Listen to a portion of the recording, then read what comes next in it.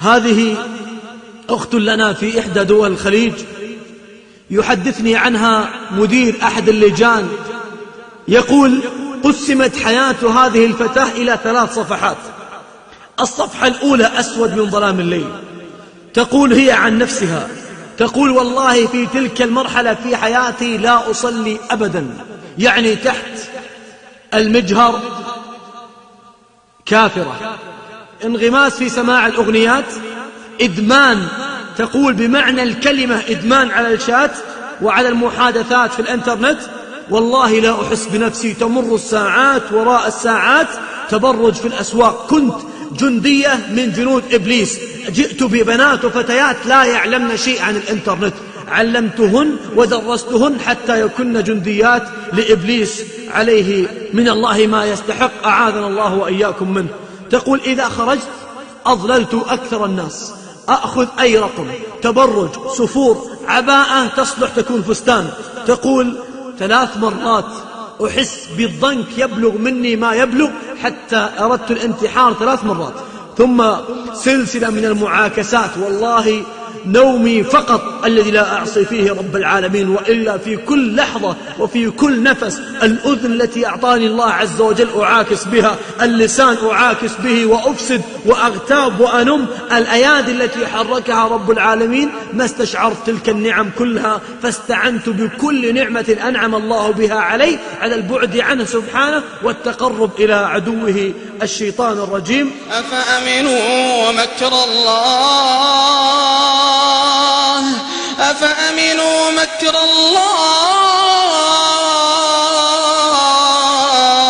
الله فلا يأمن مكر الله إلا القوم الخاسرون. تقول: وفجأة في تلك الظلمات أحسست إحساس بداخلي يقول لي: أنت حقيرة. تقول: فلما أردت أن أقلب الصفحة وأغير من حياتي البئيسة التعيسة التي مللت فيها، كل مكان أروح له طفش، رحنا لهذا وهذا المكان زرناه وهالنكتة سمعتها، طفش، ضاقت بي الأرض بما رحبت وضاقت بي نفسي التي في صدري. تحب أن تصل إلى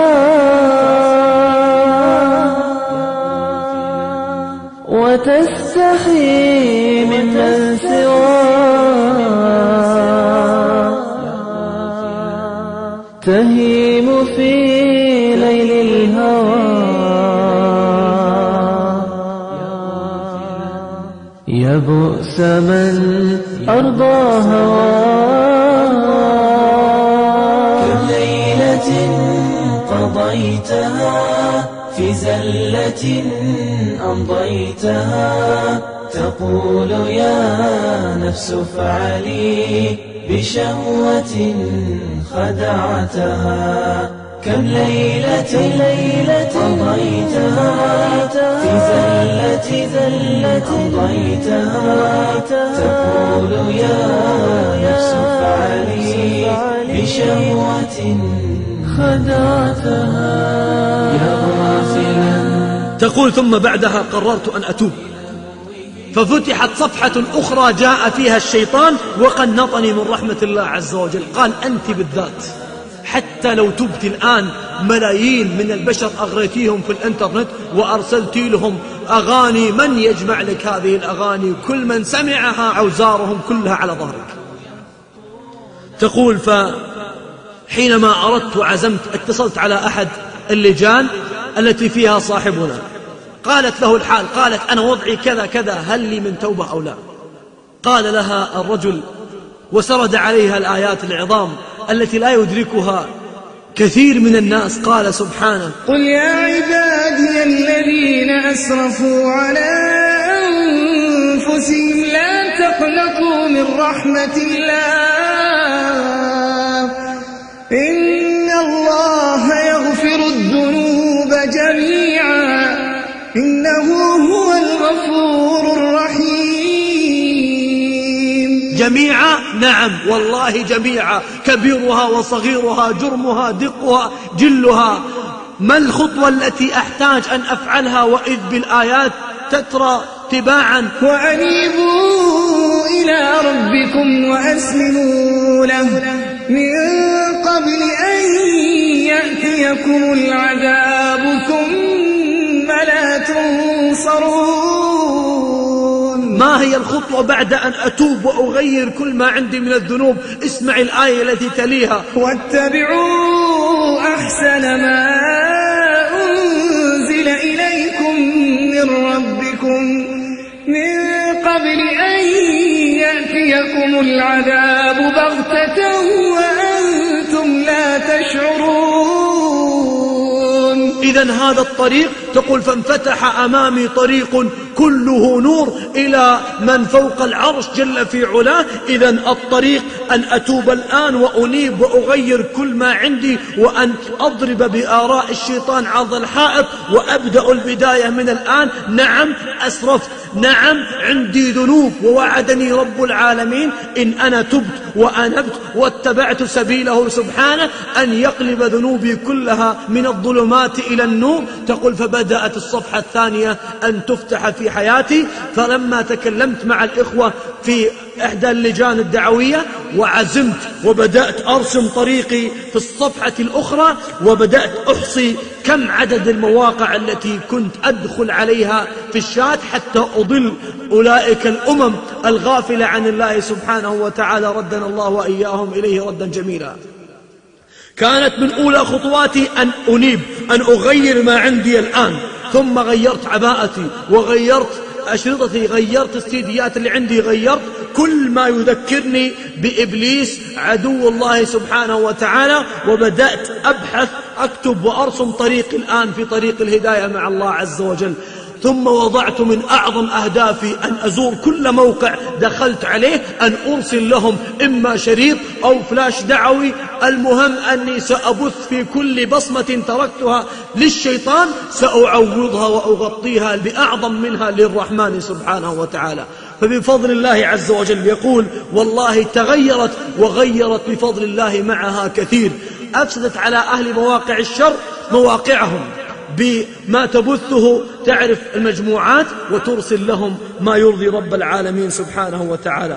تقول بدأت أحس بطعم في حياتي، ثم جاءت بالتائبات حتى تجعل لهن برنامج، وجعلت بينهم جمعية يدفع كل واحد منهم بعض المال، ثم جعلت بينهم مجلة شهرية تنزل في الانترنت وتنزل وتوزع على أهل الحي وتوزع. بدأ نشاطها في كل مكان. يقول هذا أخونا من اللجان الدعوية، يقول تتصل علي وتقول لي أنا الآن في منتزه ووجدت كذا وكذا، ماذا أفعل؟ كيف أصنع؟ وتنصح فلانة وفلانة، من تعرف ومن لا تعرف، تتقرب إلى الله عز وجل في كل نفس، بل في كل لحظة من لحظات حياتها.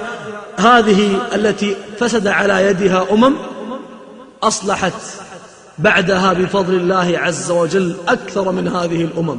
إلا الذين تابوا وأصلحوا واعتصموا بالله وأخلصوا دينهم لله فأولئك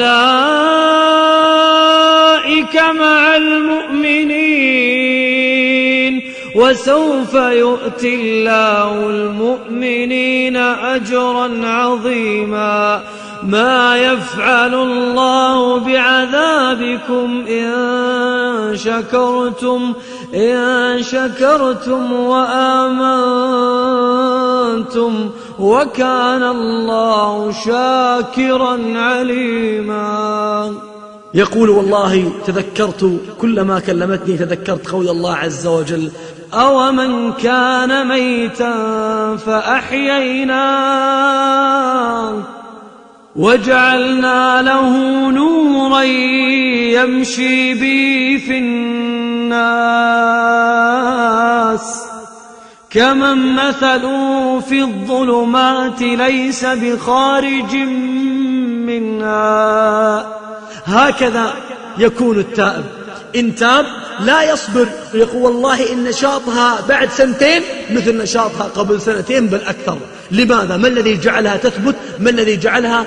إذا كانت التوبة على هذا الأصل العظيم القرآن الكريم تجد الإنسان يثبته رب العالمين كأثبت من الجبال الراسيات، لأنه هذا كلامه سبحانه وتعالى الذي ثبت به النبي عليه الصلاة والسلام وأصحابه من قبلنا، وباقي في هذه الأمة خير إلى قيام الساعة. يا تعالى للقمم